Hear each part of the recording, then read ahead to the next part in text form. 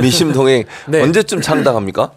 이게 창당준비위원회가 이제 공식적으로 6개월 동안 활동을 할 수 있어요. 근데 저희가 이제 한지 한 세 달 정도 됐는데 남은 기간까지 저희가 5천 명을 이제 모아야 되는데 아주 저희가 이제 진성당원 위주로 모으고 있어서 뭐 쉽진 않지만은 그래도 저는 시민이 중심이 된 정당 꼭 만들기 위해서 열심히 끝까지 노력 다 해보겠습니다. 지금 말씀하신 찐성당원들 정말로 생각을 같이 하는 사람들 해야 된다. 네. 근데 당원은 아니지만 뭐 행사에 아르바이트생들을 오고 이런 일도 있다는 얘기가 있던데. 근데 저희는 그런 건 전혀 없죠. 왜냐면 다 자기 발로 자기 손으로 들어오시는 분들이기 때문에. 그게 있다는 건 들어보셨죠? 예, 뉴스로는 봤습니다. 근데 그게 보통 창당할 때 다 그래요? 그런 방법을 많이 쓴다고 하더라고요. 근데 그렇게 하다 보면 결국 정당이 껍데기 정당밖에 안 되기 때문에 저희는 시민들이 중심이 된 정당 꼭 한번 해보고 싶습니다. 새로 시작하는데 그렇게 하면 좀 약간 그렇지 않습니까? 뭐 하여튼 좀 정당의 본연의 그 취지에 맞게 하는 게 좋습니다. 그러니까요. 그래서 좀 5천 명이 모여야 되는군요. 그러면 그러니까 전국적으로. 저는 제가 이걸 처음 해보니까요. 예. 이게 그냥 저처럼 일반인 출신의 정치권에 배경이 없는 사람이 들어와서 정당 만들기가 얼마나 힘든지를 저는 지금 보여주고 있다고 생각합니다. 물론 제가 뭐 어떤 뭐 소위 말하는 업자들이라고 하는데 그거 다 불법적인 거거든요. 그렇죠. 그렇게 손을 잡아서 당을 만드는 방법도 있지만은 그게 무슨 새로움입니까? 그래서 그걸 안 한다 그러면은 이게 너무 어렵기 때문에 저희 민심동행의 정치개혁 10대 과제 중에 9번째가 정당 설립 기준 간소화라는 게 있습니다. 그렇군요. 저는 제가 이번에 뭐 국회에 들어가든 안 들어가든 그걸 떠나서 정치개혁 이슈로서 제가 정당 만들기가 이렇게 힘들다라는 것을 보여드림으로써 국민 여러분들께 이런 정당 설립 간소화 같은 것이 정치개혁에 꼭 필요하다라는 것을 말씀드리고 싶습니다. 아, 그렇죠. 그게 정말 필요한 부분이네요. 5천 명이라고 하면 전국적으로 5천 명입니까? 아니면 지역별로 있습니까? 그러니까 정확하게는 광역시도당이 이제 17개 있잖아요. 그 17개 중에 5곳에 각 1,000명씩 있어야 되기 때문에 그래서 5천 명이 이게 필요하군요. 뭐 당대표를 지냈거나 대선 주자들이 하지 않는 한 굉장히 정당 만들기가 힘든 겁니다. 근데 아무리 봐도 정당이라는 곳이 아니 누구나 뜻을 같이 하면 만들 수 있게 해주고 경쟁하게 해줘야 되는데 맞아요. 뭐 이런 말씀하면 그렇지만 창준이와 정당 하늘과 땅 차이입니다. 그러니까요. 창준이는 현수막도 못 걸어요. 모든 걸 다 막아놓은 상태라 이게 저는 정당 설립 간소화 기준이 꼭 저만을 위해서가 아니라 우리 정말 정치가 경쟁하고 변화하기 위해서는 꼭 필요하다. 이 말씀 드리고 싶습니다. 정말 맞는 말씀인 것 같아요. 그렇게 아니 정당을 만들어서 정당 활동하고 싶은 사람들한테 기회를 줘야 되는 거 아닙니까? 그리고 기회는 공정하게 줘야죠. 그러니까 힘이 있고 이미 예를 들면 세력이 돼 있는 사람들한테는 경쟁할 수 있는 구도를 만들어주고 새로 준비하는 사람들한테는 창준이니까 못한다. 이건 좀 말이 안 그러니까 원외들이 후원금 못 걷는 거랑 거의 비슷하고요. 무엇보다도 제가 당원들 모집하러 열심히 안 다니겠습니까?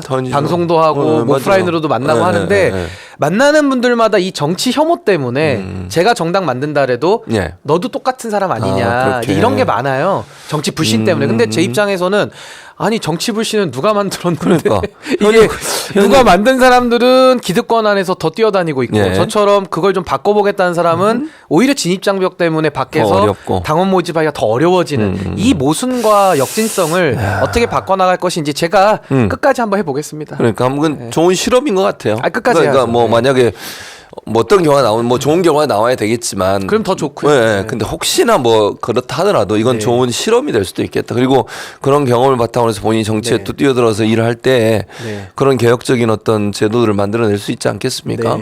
그리고 저는 시민운동가분들 저는 정말 존경하고요. 저는 그분들의 길을 가진 않습니다. 제가 시민운동하려고 지금 정치하는 건 아니거든요. 그래서 저는 그 약속을 드릴 때 지금 뭐 삼지대 왔다가 양당으로 회귀하는 분들 많잖아요. 마치 연어가 고향 찾아가듯이. 근데 저는 그게 아니라 제가 한 20년 해보겠다 그랬거든요. 상대적으로 좀 젊게 제가 정치를 시작했다 보니까 앞으로 한 20년 정도 해본다 그러면은 뭐라도 유의미한 결과를 남기지 않겠는가. 저는 그 마음으로 끝까지 해볼 생각입니다. 그리고 이번에 어쨌든 이런 도전이 결실을 맺으면 그것도 우리 정당사나 정치 현실에서 새로운 어떤 모습을 보여주는 기회가 되는 거잖아요. 정당이 만들어지면 정말로 그러니까요. 되게 놀라운 일이죠. 사실은. 맞아요. 쉽지 않은 일입니다. 그러니까 정치적 기반이 없던 상태에서 일반인이 출발해서 그 정도까지 만들어냈다고 하면 그 자체가 사실은 이슈가 되는 거죠. 저는 지금도 신기한 게 이 방송이 나가는 이런 순간에도 온라인으로 가입을 누군가 하고 계시거든요. 전혀 이름도 모르고 어디 사시는지도 저는 이제 들어와 봐야 저희가 알기 때문에 아는 사람이 아니고 전혀 모르는 분이죠. 너무 신기하고 오히려 저는 저도 이제 변호사업을 오래 했기 때문에 지인들 많아요. 그렇죠. 근데 저는 제 지인들한테는 가입하라면 안 합니다. 왜냐하면 굉장히 제가 제 정치 활동하면서 도와달라고 하는 건 좀 염치였기 때문에 그냥 오히려 저는 바깥에 더 불특정 다수에게 알리고 있는데 이 시간에도 누군가 한두 분씩은 들어오기 때문에 그러니까. 너무 감사하고 참 너무 신기한 일이다. 그게 생각합니다. 뭐 지금 들어오신 분들이 연령대나 아니면 성별이 좀 다양합니까? 어떻습니까? 정말로 예측 불가능하고요. 전국에서 진짜 다 들어오세요. 요즘 이제 방송의 이게 효과 같은데 하여튼 굉장히 다양한 분들이시고 뭐 직업군도 다양하고요. 아, 그래요? 그러니까 어느 특정 직렬에서 저희가 모으는 게 아니다 보니까 굉장히 좀 놀라운 그런 경험들을 하고 있습니다. 거기에 뭐 오마이TV가 중요한 역할을 하고 있다고 보여지네요. 아, 너무나도 큰 역할을. 그렇죠. 정치 개혁의 길에 네, 많은 역할을 하고 있다고 저는 생각합니다. 네. 저희가 어젯밤에 이제 180만을 넘겼습니다. 와. 구독자 수를. 너무 축하드립니다. 아예 이제 감사합니다. 곧 이제 200만을 넘어서 그럼요. 200만 천만 넘어요. 시대로 저는 가야 된다고 가야죠. 생각합니다. 예. 오마이처럼 예. 이렇게 다양한 목소리를 전달하는 그런 언론사가 운영하는 그런 예. 유튜브들이 정말 말씀하신 것처럼 200만이 아니라 뭐 1000만까지도 가야 된다. 근데 저는 충분히 가능하다 보는 네, 게요. 네. 저도 1000만 정당 가능합니다. 왜냐하면 그렇죠. 시민 중심으로 가는데 그러니까요. 지금 정치권에서 소외돼 계신 일반 국민들, 평범한 보통 시민들이 훨씬 더 대다수거든요. 그렇죠. 전 맞습니다. 이분들이 정치에 관심 갖고 들어오게 하는 것이 저의 역할이기도 하고 또 오마이TV의 또 사명 아니냐. 그래서 저는 각각의 역할을 한다 그러면은 정치 변화에는 큰 도움이 될 도움이 것이다. 된다. 그렇게 생각합니다. 동의합니다. 어쨌든 오마이도 흥하고 오마이TV도 흥하고 우리 민심 동행도 흥하기를 기대해 보도록 저는 하겠습니다. 압도적으로 동의합니다. 감사합니다. 자, 현안 얘기를 좀 해봐야겠는데 이게 아니 최재형 목사가 이제 지난번에 그 김건희 여사 그때 본인 사무실이었죠. 그렇죠, 개인 사무실. 예, 개인 사무실에 가서 촬영을 해서 이제 논란이 되고 지금도 그 문제가 계속 논란이 되고 있는데 이걸 모 시민사회 단체 뭐 어떤 시민사회 단체는 모르겠습니다만 그 시민사회 단체가 이걸 주거 침입으로 신고를 변호사시잖아요. 예. 주거 침입 성립됩니까? 뭐 이거는 법리를 제가 뭐 판례는 몇 개 갖고 왔는데 네, 이거 네. 사실 읽을 필요도 없고요. 네. 일단 주거 침입이 되기 굉장히 어렵습니다. 그리고 무엇보다도 김건희 여사가 허락을 해서 들어갔잖아요. 그렇죠. 근데 주거 침입죄라는 것은 사생활의 평온을 보장하기 위한 죄입니다. 예, 그러니까 이제 사생활의 평온이 침해되지 않으면 주거를 침입한 게 아닌 거예요. 그렇죠. 아무리 거기가 주거라도. 오라 그랬잖아요. 오라 그래서 들어간 건데. 오라 그래서 왔는데 예, 예. 뭐가 문제인지. 예, 예. 그러니까 전 이것을 주거 침입으로 이제 누군가 고발을 한 거일 텐데 사실은 본질을 가리기 위한 이제 물타기성 고발이죠. 근데 이런 식으로 한다고 해서 뇌물수수의 혐의 예. 내지는 청탁금지법 위반의 혐의가 지워지진 않는다. 그리고 과거에 초원복집 사건에서는 그때 당시에도 이제 몰래 녹음기. 녹취를 해가지고 예, 그랬죠. 예, 그때 이제 예. 97년도 판례인가 아마 그런데 그때는 주거침입 성립을 인정했는데요. 최근 판례, 그러니까 예. 최근 이제 판례가 중요한데 예, 예. 2002년도에 지금 선고된 판례에는 이런 불법한 목적이 설사 있더라도 예. 주거침입 성립 안 된다라는 대법원의 공식 판례도 있고 그리고 아까 제가 설명드린 법리로 봐도 허락받고 들어왔기 때문에 그러니까요. 이건 문제 삼기는 매우 어렵다. 전 그렇게 봅니다. 침입이 아니라 그냥 오라 그래서 들어간 건데 그러면 이런 식으로 나오면 나중에 오라 그래 놓고 주거 침입이라고 다 걸면 그렇죠. 간 사람은 뭔 죄가 있어요? 아, 이제 그런 건 무고로 걸어야죠. 무고로. 왜냐면 무고로 사람을 고소한 거기 때문에. 그러니까 저도 지금 여기 스튜디오 들어와 있지만 네. 여기 제 사적 공간 아니거든요. 그렇죠. 누군가 여기도 주인이 있을 겁니다만은 맞습니다. 제가 들어왔는데 승낙받고 들어왔는데 그렇죠. 문 나중에 열어주고. 가서 네. 주거 침입이네. 그 말이 안 말이 되죠. 안 되는 거죠.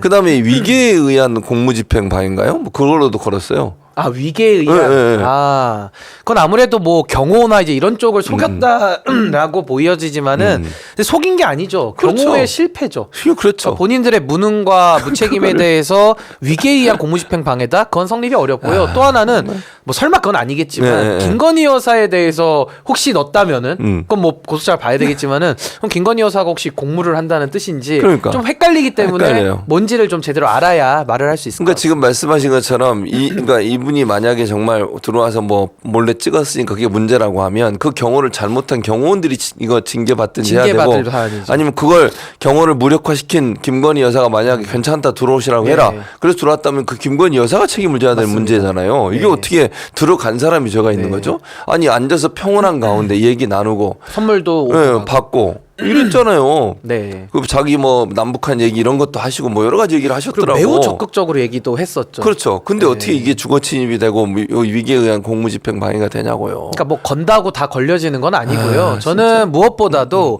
이철규 의원과 그 국민의힘의 지금 중진 의원들이 네, 네.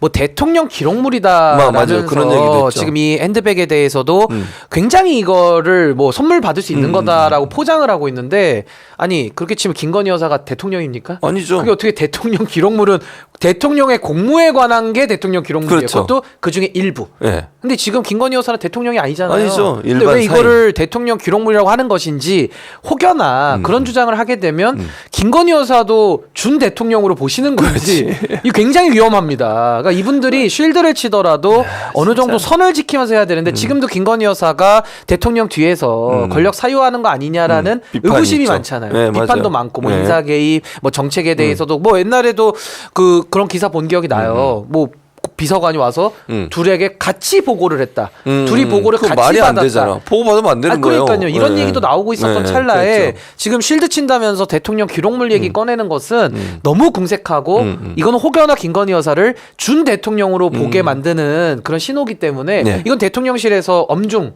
경고를 해야 될 사안이다. 그러니까요. 이철규 의원 경고 받으셔야 된다. 저는 근데 그렇게 봅니다. 경고를 안 하고 그냥 계속 하는 거 아니에요? 경고를 안 하고 이제 경로를 하죠. 보통 이럴 때 대통령께서는 경고를 하셔야 되는데 그걸 이철규 의원한테 하는 게 아니라 딴 사람한테 누군가에게 경로를 하시기 때문에 그건 좀 잘못된 것 같습니다. 진짜. 제가 볼 때는.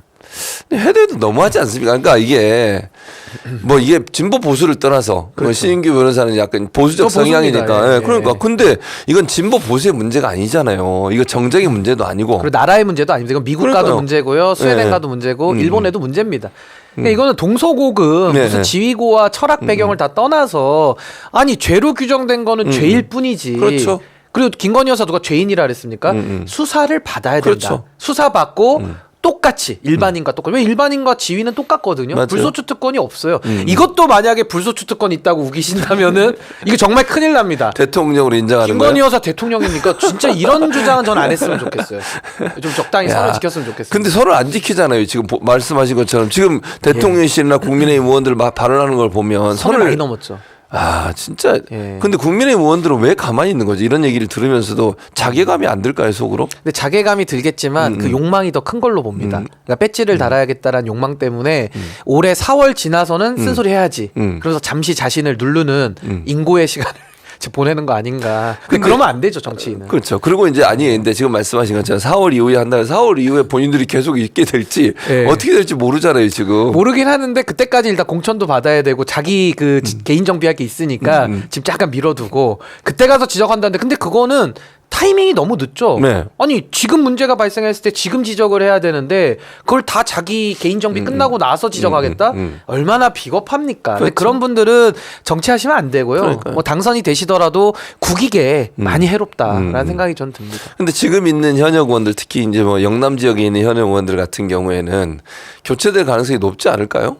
근데 그건 모르죠. 분위기로 왜냐면 보면. 이제 윤석열, 한동훈 네. 윤석열의 이 대전이 네. 1차 있었고 네. 앞으로도 몇 차례 있을 걸로 예상은 되기 때문에 네. 뭐 그 안에서 본인들이 줄을 잘 대면 워낙 또 기회주의적으로 요거를 힘을 잘 재는 분들이기 때문에 아직은 기회가 있다라고 생각하는 것 같습니다.